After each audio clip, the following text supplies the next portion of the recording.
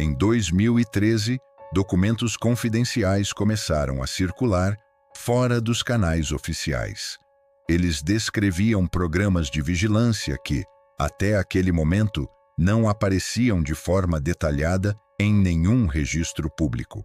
Alguns desses programas foram inicialmente negados, depois parcialmente confirmados, mais tarde apresentados sob versões diferentes das primeiras explicações oficiais. O que exatamente foi reconhecido pelos governos e o que permanece fora dos documentos divulgados?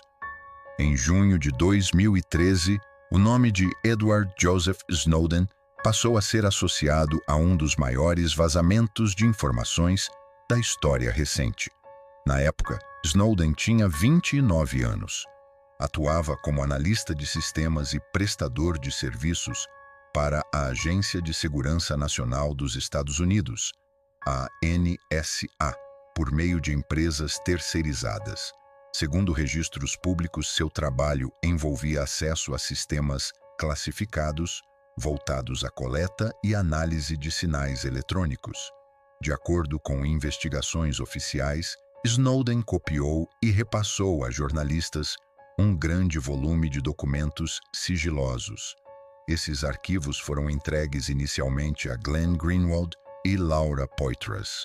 Parte do material também foi compartilhada com o jornalista Ewen MacAskill, do jornal britânico The Guardian. As primeiras publicações apontavam para a existência de programas de vigilância em larga escala, conduzidos pela NSA, com cooperação de empresas de tecnologia e agências de inteligência estrangeiras. Entre os programas posteriormente reconhecidos de forma oficial estão o PRISM, descrito como um sistema de coleta de dados a partir de empresas de tecnologia, mediante ordens judiciais específicas. Também o XKeyscore, uma ferramenta capaz de analisar grandes volumes de dados digitais.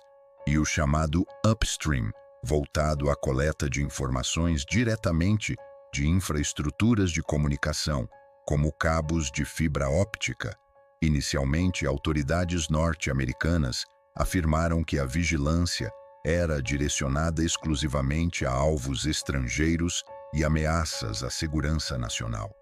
Com o avanço das reportagens, versões oficiais passaram a admitir a chamada coleta incidental de dados de cidadãos norte-americanos, sob supervisão judicial. Pouco antes da divulgação dos primeiros artigos, Snowden deixou os Estados Unidos. Ele acabou retido na zona de trânsito do aeroporto de Moscou. Posteriormente, recebeu asilo temporário na Rússia, onde permanece até hoje, segundo registros oficiais. Apesar das confirmações formais, os documentos vazados abriram espaço para interpretações divergentes sobre o alcance real da vigilância. Segundo relatos jornalísticos baseados nesses arquivos, a coleta de dados não se limitava a alvos específicos. Ela envolvia grandes volumes de comunicações globais, incluindo metadados de chamadas telefônicas, e-mails e atividades online. Uma das principais divergências está no conceito de coleta em massa. Autoridades afirmaram que os sistemas funcionavam como bancos de dados passivos, acessados apenas mediante critérios específicos. Já documentos analisados por especialistas indicam que a coleta ocorria de forma contínua, com filtros aplicados apenas posteriormente. Outra versão alternativa envolve a cooperação internacional. Relatórios sugerem que agências de inteligência de países aliados participavam ativamente da troca de informações, contornando restrições legais internas ao compartilhar dados coletados externamente. Há também hipóteses levantadas por analistas de segurança de que apenas uma parte dos documentos obtidos por Snowden foi tornada pública. Estimativas variam, mas alguns ex-funcionários da inteligência afirmam que milhares de arquivos permanecem inéditos. As motivações de Snowden também aparecem em versões conflitantes. Segundo suas próprias declarações, o vazamento teria sido motivado por preocupações éticas e pelo impacto da vigilância sobre direitos civis. Já documentos judiciais norte-americanos descrevem suas ações como violações graves das leis de segurança nacional, com riscos diretos a operações de inteligência. Mesmo após investigações parlamentares, reformas legais e comunicados oficiais, algumas questões permanecem sem respostas claras. Uma delas envolve o volume exato de dados coletados ao longo dos anos. Embora programas tenham sido reformulados ou encerrados, relatórios públicos não detalham completamente a extensão histórica da vigilância, nem quantas pessoas foram afetadas. Outro ponto pouco esclarecido diz respeito aos critérios de seleção. Documentos indicam o uso de palavras-chave, padrões de comportamento e redes de contato, mas os parâmetros exatos permanecem classificados.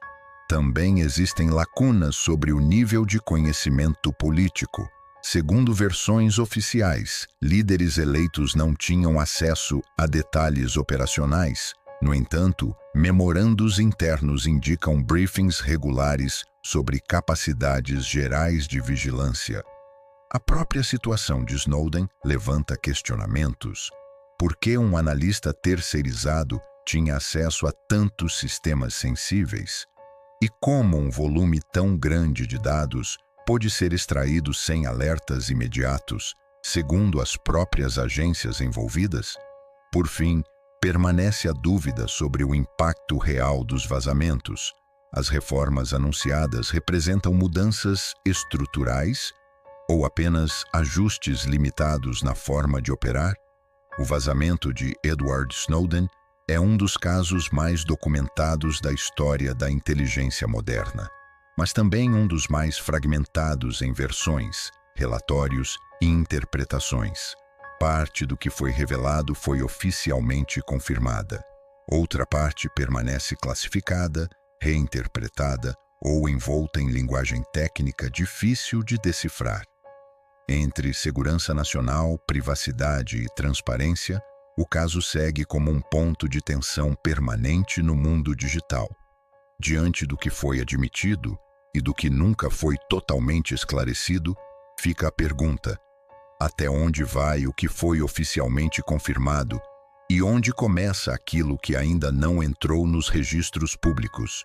Alguns registros explicam parte da história, outros apenas levantam novas perguntas. O que você acha que realmente aconteceu? Se esse arquivo levantou perguntas, deixe sua opinião nos comentários e acompanhe os próximos registros.